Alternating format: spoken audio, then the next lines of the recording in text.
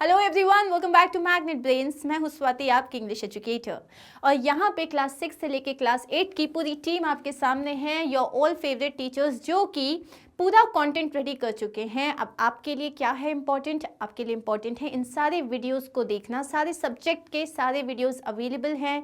Term 1, term 2, आपके सारे, मतलब you have your exams, we are already prepared with it. The only thing is कि आपको videos देखने और बहुत अच्छे से प्रिपरेशन करना है। कोई डाउट होता है, you can always ask in the comment section. So now on this note, we are going to start with the 6th unit of class 8 Gulmohar book. Class 8 की गुलमोहर बुक का हम 6th यूनिट स्टार्ट करने वाले हैं। It is a fun chapter. The name of the chapter is feathered friend, written by sir Arthur C Clarke. अब sir Arthur ने जो ये बहुत ही इंटरेस्टिंग सा चैप्टर लिखा हुआ है, ये चैप्टर है about a feathered friend. Feathered मतलब जिसके पंख होते हैं, मतलब यहाँ हम बात कर रहे हैं एक बर्ड की जो एक फ्रेंड है। और वो फ्रेंड जो है, इस पूरी एक टीम होती है जो कि, मतलब जो हम एस्ट्रोनॉमर्स की बात करते हैं ना, जो लोग स्पेस शटल्स में होते हैं, तो किस तरीके से वो उनकी हेल्प करती है, उसी के बारे में है ये chapter. Now we will start our chapter by reading about our writer, the author. Who is our author? Sir Arthur Charles Clarke. अब इनके बारे में पहले पढ़ते हैं and then we will start with our chapter. So, Sir Arthur was a British science fiction writer, inventor, undersea explorer and television series host. So, ये जो थे ये साइंस फिक्शन राइटर थे। साई-फाई राइटर्स क्या होते हैं? जो साइंस पे बेस्ड फिक्शन स्टोरीज बनाते हैं। प्लस ये एक इन्वेंटर थे, अंडर सी एक्सप्लोरर थे, मतलब जो सबमरीन्स होती हैं ना, जो सी को एक्सप्लोर करने के काम आती हैं, वो करते थे। प्लस इन्होंने काफ़ी सारे टेलीविजन सीरीज़ को होस्ट भी किया है। He is famous for being co-writer of the screenplay for the 1968 film 2001 A Space Odyssey. Plus ये जो 1968 में एक मूवी आई थी 2001 A Space Odyssey, तो ये मूवी के लिए ही ऑल्सो जो स्क्रीन प्ले होता है, जो मूवी की स्टोरी होता है, इसमें ये को राइटर भी थे एंड उसके लिए भी ये काफ़ी फेमस हुए थे। He was both an avid popularizer of space travel and a futurist of uncanny ability. यहाँ पे ये बता रहे हैं कि जो सर आर्थर हैं वो एक एविड पॉपुलराइजर हैं, मतलब वो स्पेस ट्रैवल के बारे में बहुत कुछ लिखते थे। प्लस उनके लिए जो उस वक्त वो लिखते थे, एक टाइम पे हमने उन चीज़ों को इन्वेंट करके अचीव कर लिया। एक तरीके से उन्होंने एक सपना दिखाया, हमने उसे अचीव कर लिया। तो उन्होंने लिखा था फिक्शन, लेकिन आज की डेट में that is possible. On these subjects, he wrote over a dozen books and many essays, which appeared in various magazines. तो इन subjects पे, space travel and all पे उन्होंने काफ़ी सारी स्टोरीज लिखी, प्लस उन्होंने काफ़ी सारे essays भी लिखे हैं जो बहुत सारी magazines में appear हुए। He was rightly called the prophet of the space age. अब इन्हें क्या कहा जाता था? Prophet of the space age, space age के prophet, ओके? अब इनके बारे में हमने जान लिया। इसका मतलब हमारी स्टोरी जो है it's a science fiction story. तो हम देख लेते हैं क्या आता है हमारी स्टोरी में। To the best of my knowledge, there has never been a rule that forbids one to keep pets in a space station.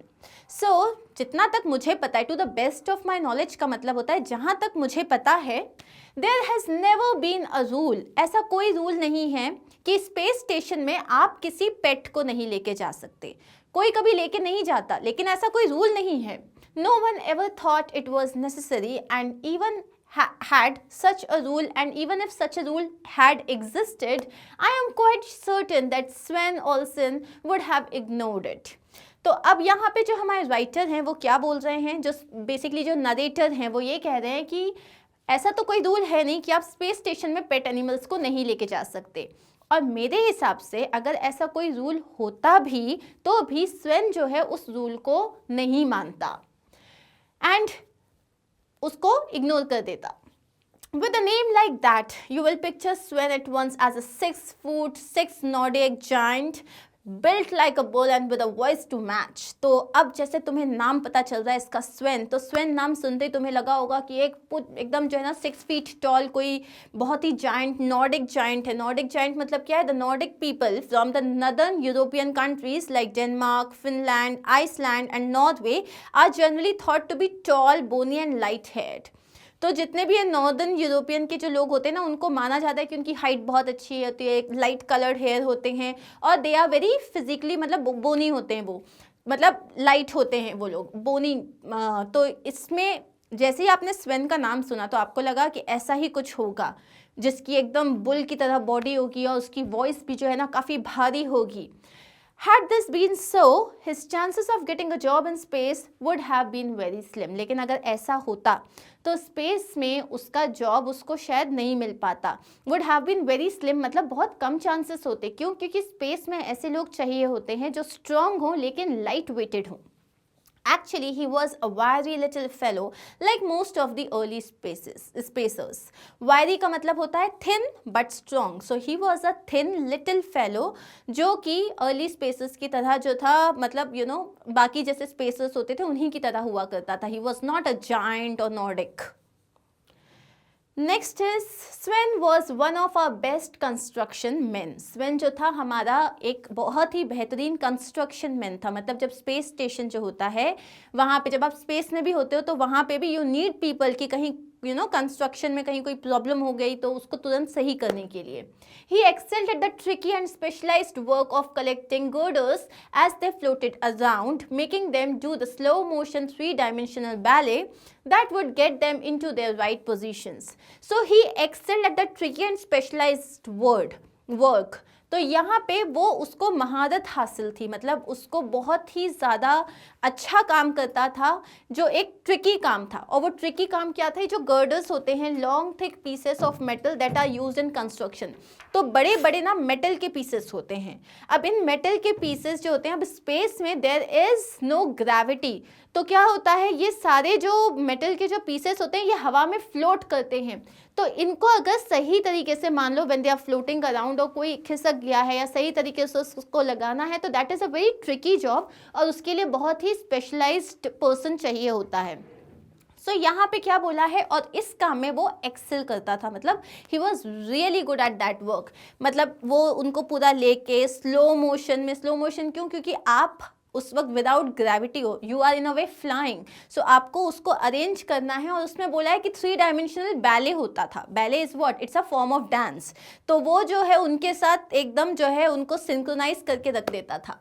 Then he would fuse the pieces together when they were precisely fitted into the correct pattern. और उसके बाद जब वो एकदम properly correct pattern में जितने भी ये जो बड़े बड़े मेटल पीसेस हैं लग जाते थे, तब वो उनको एक साथ फ्यूज कर देता था। It was a skilled and difficult job, for the space suit is not the most convenient of clothes in which to work. तो अब ये जो था ये बहुत ही स्किल्ड एंड डिफ़िकल्ट जॉब था। क्यों डिफ़िकल्ट जॉब था? क्योंकि आप क्या पहने रहते हो स्पेस शटल में? आपने एक स्पेस सूट पहना होता है। सो वो जो पूरा जो सूट होता है it is not at all comfortable. तो उस सूट में हवा में उड़ते हुए ये मेटल पीसेस को अलाइन करना और फिर फ्यूज़ करना इज़ वेरी डिफ़िकल्ट, लेकिन वो इस काम में बहुत अच्छा था। However, Sven's team had one great advantage over the construction gangs you see putting up skyscrapers down on Earth. So Sven की टीम में had one great advantage over the construction gangs. जो आप अब यहाँ पे बोलते हैं, जो स्वेन की जो टीम थी उनके पास एक बहुत बड़ा एडवांटेज था। जैसे अर्थ पे, मतलब हम जब नीचे की दुनिया की बात करें जहाँ ग्रेविटेशनल फोर्स होता है, वहाँ इतने हैवी मेटल पीसेस को उठा के अलाइन करना इज सो डिफिकल्ट।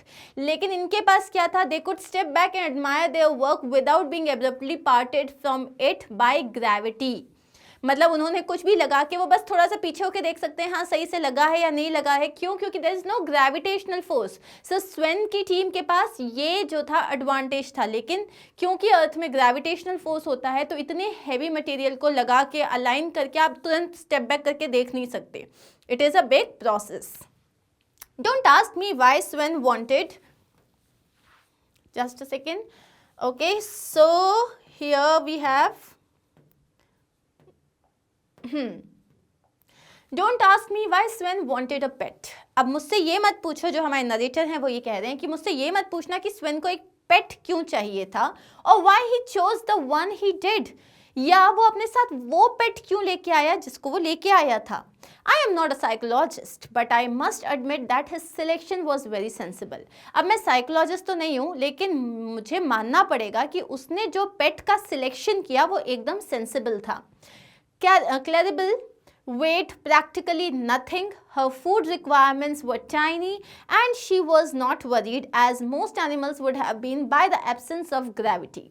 So जो Claribel थी उसका वेट ऑलमोस्ट ना के बराबर था, उसकी जो फूड रिक्वायरमेंट्स थी बहुत कम थी। And again there is one good thing कि उसको जो बाकी एनिमल्स को अगर आप स्पेस में लेके जाओगे तो there won't be any gravitational force जिसकी वजह से वो लोग हवा में उड़ रहे होंगे और वो बहुत ज़्यादा परेशान हो जाएंगे। लेकिन क्लैरिबल के साथ ऐसा कोई प्रॉब्लम नहीं था। Why? Because she was a bird. I first became aware that Claribel was aboard when I was sitting in the little cubby hole laughingly called my office. Okay, so I first became aware, मतलब पहली बार मुझे क्लैरिबल के बारे में कब पता चला था, जब मैं अपने कबी होल में बैठा हुआ था। कबी होल मतलब अ वेरी स्मॉल स्पेस और room use for storing things, तो जहाँ पे एक तरीके स्टोर रूम होता है आपका। तो मैं वहाँ पे था। लाफिंगली कॉल्ड माई ऑफिस, और मैंने अपने ऑफिस को कॉल किया। When I heard the musical whistle beside my ear I assume that it had come over the station intercom and waited for an announcement to follow. तभी मैंने एक musical whistle सुना।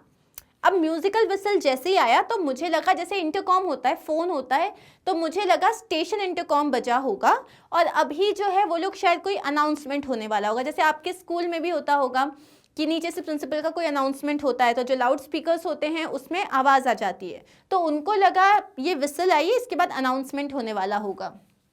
It did not. Instead, there was a long and complicated pattern of melody that made me look up with such a start that I forgot all about the board just behind my head. लेकिन कोई announcement नहीं हुआ। Instead of an announcement इसके बाद एक long and complicated pattern of melody था, मतलब एक लॉन्ग म्यूजिक था और वो भी थोड़ा कॉम्प्लिकेटेड था, जो कि हमारे नॉर्मल इंटरकॉम की जैसे साउंड नहीं कर रहा था। और उसकी वजह से वो इतना कॉम्प्लिकेटेड था, मतलब इतना ज़्यादा अननेचुरल था कि मैंने एकदम से सर उठा के देखा कि भैया कहाँ से आवाज़ आ रही है। लेकिन मैं भूल गया कि मैं जो हूँ, मेरे पीछे जो पिलर है, जो बोर्ड है, मैं उसको भूल गया और मेरा हेड जो है ज़ोर से उससे टकराया। When the stars had ceased to explode before my eyes, I had my first view of Claribel. और जब फाइनली मेरा सर इतनी ज़ोर से टकराया कि मुझे दिन में तारे नज़र आ गए, और फाइनली जब जितने भी तारे दिखाई दे रहे थे मुझे, वो जब सीज हो गए, स्टॉप हो गए एक्सप्लोड होने में, तब मैंने पहली बार क्लैरिबल को देखा। She was a small yellow canary hanging in the air, as motionless as a hummingbird and with much less effort, for her wings were quietly folded along her sides. We stared at each other for a minute.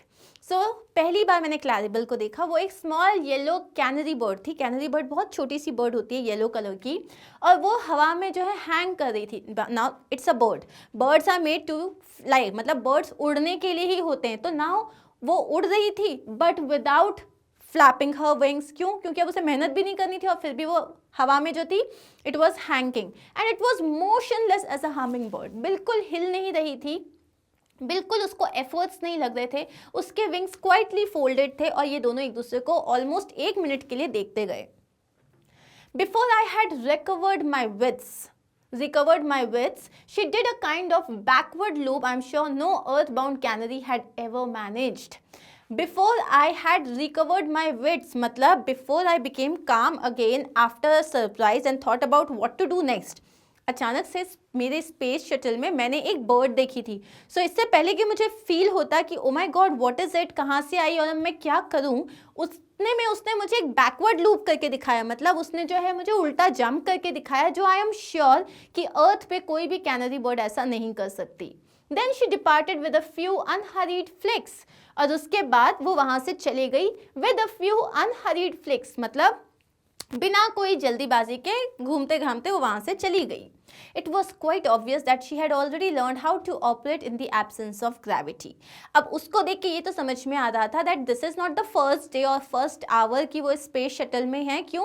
क्योंकि already जो है समझ में आ रहा था कि उसको without gravity जो है उसने अपने आप को अडेप्ट कर लिया था and did not believe in doing unnecessary work. और अब उसने बिना मतलब कि जब उसको ज़रूरत ही नहीं उड़ने की, तो वो जो है अपने फ्लैप्स मूव करी, मतलब विंग्स फ्लैप नहीं कर रही थी, कोई एफर्ट्स नहीं ले रही थी एंड बहुत इजीली जो है वो मूव कर रही थी एक जगह से दूसरी जगह। Sven did not confess to her ownership for several days. अब Sven ने उसके बारे में कि उसके पास एक कैनरी बर्ड है बहुत दिनों तक उसने नहीं बताया। By that time it no longer mattered because Claribel was a general pet. लेकिन तब तक सबको ऑलरेडी पता चल चुका था और वो सबकी जनरल पेट हो चुकी थी। He had smuggled her up on the last ferry from Earth when he came back from leave, partly he claimed out of sheer scientific curiosity. अब वो क्लैरिबेल को स्मगल करके लेके आया था, मतलब छुपके से लेके आया था। कब? जब फाइनली अर्थ से जो हमारी जो लास्ट मतलब लीव पार्टी के बाद जो था, मतलब हम लोग जब लास्ट फेरी से जा रहे थे तब वो उसने उसको लेके आया था और उसने क्या क्लेम किया कि मैं साइंटिफिक क्यूरियोसिटी के कारण लेके आया था, मेरे अंदर एक साइंटिफिक क्यूरियोसिटी थी। क्या क्यूरियोसिटी थी? He wanted to see just how a bird would operate when it had no weight but could still use its wings. Basically वो ये देखना चाहता था कि एक बर्ड जो है किस तरीके से ऑपरेट करेगी, किस तरीके से चलेगी जहाँ पे उसके पास कोई वेट नहीं है लेकिन वो अपने विंग्स तब भी यूज़ कर सकती है। तो उसने ये कहा कि इस साइंटिफिक क्यूरियोसिटी के कारण वो एक बर्ड को स्पेस में लेके आ गया, स्पेस शटल में। Claribel thrived and grew fat. अब Claribel ने वहाँ पे she had to eat, no efforts, तो उसने मस्त enjoy किया वहाँ पे and she grew fat, मोटी हो गई वो। On the whole, we had little trouble hiding our unauthorized guests when VIPs from Earth came visiting. अब जब कभी Earth से कुछ VIPs जो थे हमको हमारे स्पेस शटल को विजिट करने आते थे तब we had little trouble hiding our unauthorized guests. अब ये जो गेस्ट था ये स्पेस में तो अलाउड था नहीं, तो इसीलिए अनऑथराइज कहा गया है यहाँ पे इनको। A space station has more hiding places than you can count. एक जो स्पेस स्टेशन होता है पूरा, उसमें इतने सारे हाइडिंग प्लेसेस होते हैं जितना तुम काउंट भी नहीं कर सकते। The only problem was that Claribel got rather noisy when she was upset. तो एक ही प्रॉब्लम थी, जब अगर वो कभी अपसेट हो जाती थी तो वो ज़्यादा नॉइजी हो जाती थी। We sometimes had to think fast to explain the curious peeps and whistles that come from ventilating shafts and storage spaces. कभी कभी जब अर्थ से कोई वीआईपी विजिट करने आ जाते थे तो हमारे लिए ना बहुत मुश्किल हो जाता था कि अचानक से कहीं से कैनरी की आवाज़ आई, उसने कुछ पीप किया या विसल किया तो हम ना, और वो आवाज़ें कहाँ से आती थी, जैसे हमने उसे वेंटिलेटिंग शाफ्ट में रख दिया या स्टोरेज स्पेस में रख दिया है, तो जब वहाँ से आवाज़ आती थी तो हम बोलते थे नहीं नहीं वो एक्चुअली इसकी आवाज़ है या ये उसकी आवाज़ है, तो हमारे लिए बड़ा डिफ़िकल्ट हो जाता था एक्सप्लेन करना। There were a couple of narrow escapes. कितनी बार हम लोग बाल बचे हैं, नैरो एस्केप मतलब बहुत ही कम मार्जिन से बच गए। But then who would dream of looking for a canary in a space station, लेकिन कौन सोचेगा about a bird in a space station, तो इसलिए हम हर बार बच जाते थे। We were now on 12-hour watches, which was not as bad as it sounds, since you need little sleep in space. अब जो थे हम लोग 12 आवर की वॉच पे थे। 12 आवर मतलब कि आपका 12 o'clock, फिर 1 2 3 4 5 6 7 8 9 10 11 12 अगेन 1 2। आप 24 का वॉच क्या होता है, 12 के बाद 13 14 आवर्स 15 आवर्स, तो 3 o'clock का 1500 आवर्स भी बोलते हो। तो इन्होंने 12 आवर वॉच क्यों लगाई थी? क्योंकि it is important to get some sleep in space. Though of course there is no day and night when you are floating in permanent sunlight, it was still convenient to stick to the terms. अब of course ये लोग जो थे ये space में थे, space में वहाँ पे डे एंड नाइट होता ही नहीं है, वहाँ कंटिन्यूसली सनलाइट होता है, लेकिन उसके बाद भी बॉडी की रिक्वायरमेंट तो होती है ना, that you have to sleep, तो उन नॉर्म्स को फुलफिल करने के लिए they use to sleep. Certainly when I woke up that morning it felt like 6 AM on earth. अब यहाँ पे हम बात करें एक पर्टिकुलर डे की। उस मॉर्निंग जब मैं अराउंड 6 मतलब उठा तब ऐसा लगा जैसे अर्थ पे सुबह के 6 बज रहे हैं। I had a nagging headache and vague memories of fitful disturbed dreams. तो मेरे को बहुत गंदा हेडेक हो रहा था, नैगिंग मतलब परेशान करने वाला हेडेक हो रहा था, and vague memories of fitful disturbed dreams. Fitful मतलब troubling dreams that continue only for short periods and which disturb sleep. छोटे छोटे ड्रीम्स आते हैं जो आपको ट्रबल करते हैं लेकिन आपकी पूरी स्लीप जो होती है ना वो डिस्टर्ब हो जाती है। तो मुझे ऐसा लगा जैसे रात भर मेरी अच्छी नींद नहीं हुई और मेरे को एक बहुत ख़राब हेडेक हो रहा था। I was still only half awake when I joined the remainder of the duty crew in the mess. मैं मतलब आधा ही जगा हुआ था, मतलब मैं अभी भी स्लीपी फील कर रहा था जब मैंने बाकी के लोगों को जो है मेस में ज्वाइन किया. मेस में मतलब जहाँ वो लोग ब्रेकफास्ट करते थे. Breakfast was unusually quiet and there was one seat vacant. Breakfast जो था उस वक्त हम लोग नॉर्मली चिट चैट करते थे, लेकिन आज सब लोग काफ़ी चुप थे और एक सीट खाली थी. Where is Sven? I asked. मैंने पूछा स्वेन कहाँ है? He is looking for Claribel. Someone answered, says he can't find her anywhere. She usually wakes him up. तो उसने बोला कि वो क्लैरिबल को ढूंढने गया है. उसने कहा कि आज वो उसे नहीं दिख रही है और यूजुअली क्लैरिबल ही उसको जगाती है. Before I could retort that she usually woke me up too, Sven came in through the doorway. अब इससे पहले कि मैं ये कहता कि वो यूजुअली मुझे भी जगाती है, तभी स्वेन जो था वो डोरवे में आ गया. We could see at once that something was wrong. उसको देखते ही समझ में आ गया कि कुछ गलत है. He slowly opened his hand and there lay a tiny bundle of yellow feathers with two clenched claws sticking pathetically up into the air.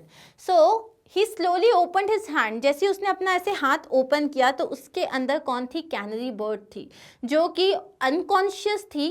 Plus उसके जो हाथ थे ना वो एकदम ऐसे जो थे क्लेंच थे अप इन द एयर, जैसे कि कोई शॉक लग गया हो.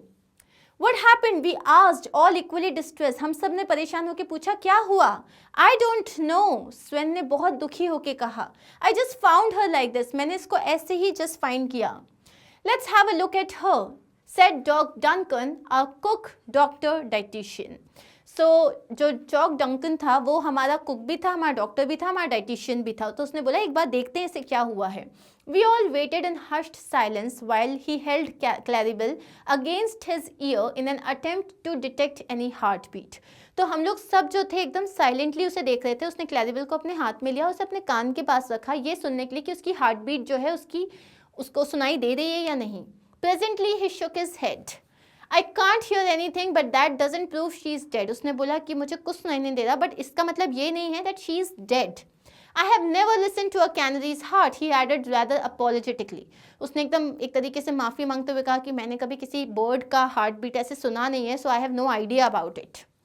Give her a shot of oxygen, suggested somebody, pointing to the emergency cylinder beside the door.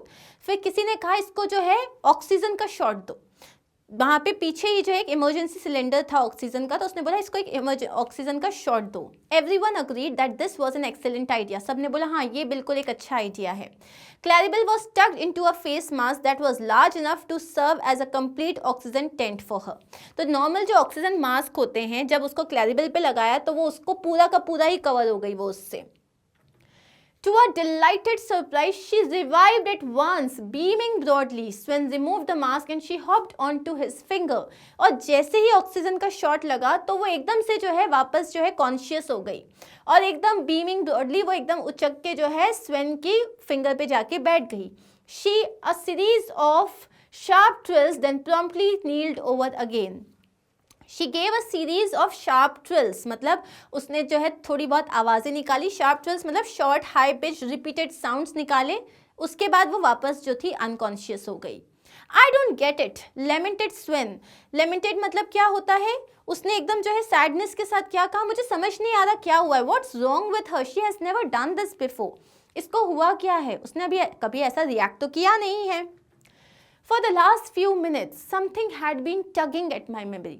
तो पिछले कुछ मिनट से कोई एक ऐसी चीज़ थी जो मेरी मेमोरी को बार बार जो है हिट कर रही थी. My mind seemed to be very sluggish that morning, as I was still unable to cast off the burden of sleep. उस मॉर्निंग में my mind seem to be very sluggish. Sluggish मतलब जैसे कि उसके अंदर कुछ एनर्जी ही नहीं है, अलर्टनेस ही नहीं है, बहुत ज़्यादा रिस्पॉन्ड लेट कर रहा था वो. सो मेरा माइंड उस मॉर्निंग को बहुत ज़्यादा स्लगिश हो रहा था, वीक फील कर रहा था, as if I was still unable to cast off the burden of sleep. Cast off the burden of sleep का मतलब क्या है? Continue to feel tired and sleepy as if he was just waking up. जैसे आप सो के उठते हो और आपकी नींद पूरी नहीं होती है तो आपको कैसा लगता है? भारीपन सा लगता है and you feel like to sleep a bit more. तो उसको अभी भी वैसी ही फीलिंग आ रही थी. I felt that I could do with some of that oxygen, but before I could reach the mask, understanding exploded in my brain. तो मुझे लगा मुझे भी एक काम करना चाहिए, एक ऑक्सीजन शॉट ले लेना चाहिए. लेकिन before I went for that shot, तभी मेरे को दिमाग में एक चीज़ क्लिक हुई, there is something wrong with the air. Oh sorry, wait, यहाँ पे I whirled on the duty engineer and said urgently, मैं जो है ड्यूटी इंजीनियर जो था मैंने उसकी तरफ देखा, उसको बोला there is Jim, there is something wrong with the air, that's why Claribel passed out। तो उसने बोला जिम, हवा के साथ कुछ प्रॉब्लम है इसीलिए क्लैरिबल पास आउट हो गई। I have just remembered that miners used to carry canaries down to warn them of gas।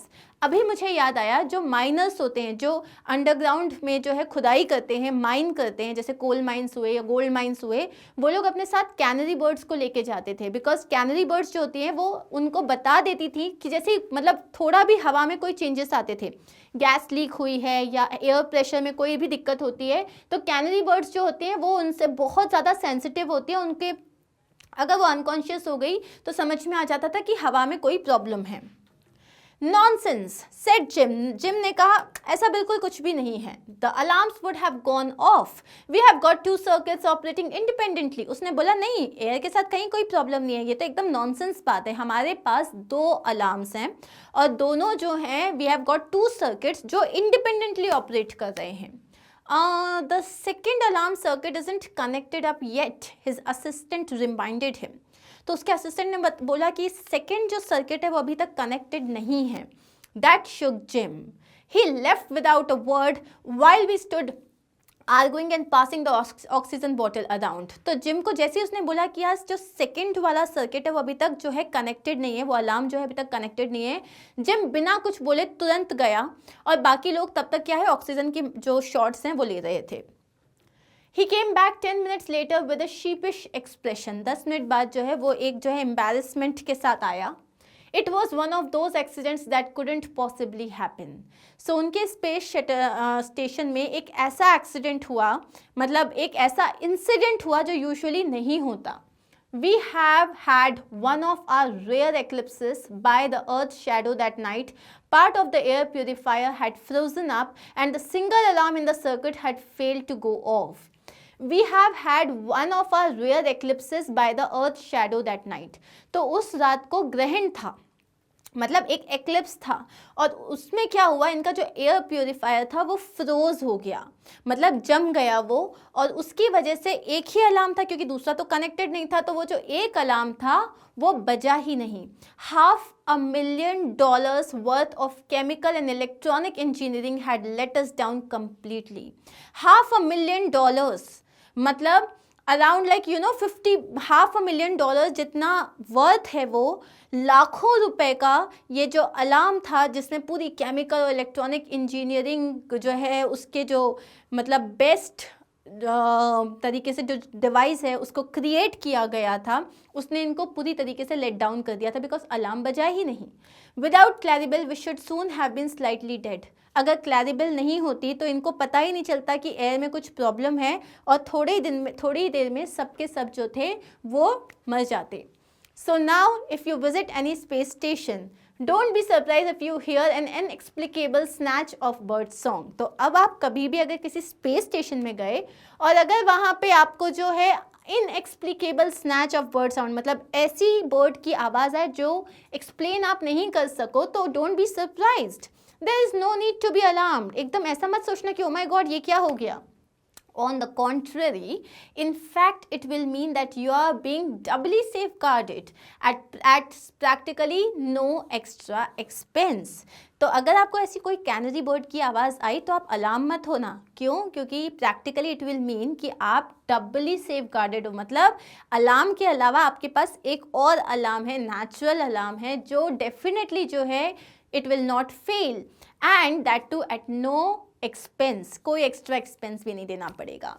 So this is how you know the small yellow canary bird helped the entire crew of the space station to stay alive। otherwise जो gas leak हुई थी, जो उनका जो पूरा जो air है उसकी जो क्वालिटी में गड़बड़ हुई थी उसकी वजह से it would have been very difficult। So that is it. Here we are done with the explanation of this chapter. I hope you understood the chapter well. कोई भी doubt होता है तो you can write it in the comment section.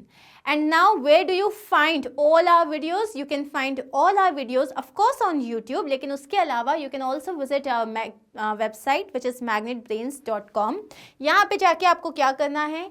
यहाँ पे आपके पास सारी classes mentioned हैं. So like right now we are studying class 8, तो आप जैसे क्लास 8 पे क्लिक करोगे सारे सब्जेक्ट्स अपीयर हो जाएंगे. इसके बाद क्लास 8 में जो गुलमोहर बुक है आप इस पर क्लिक करोगे and then you will have chapter wise videos.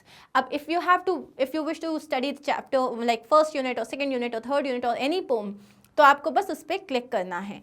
So syllabus overview से लेके सारे इसमें जो वीडियोज़ हैं मैंशनड हैं. The moment you click on it आपका वीडियो स्टार्ट हो जाएगा.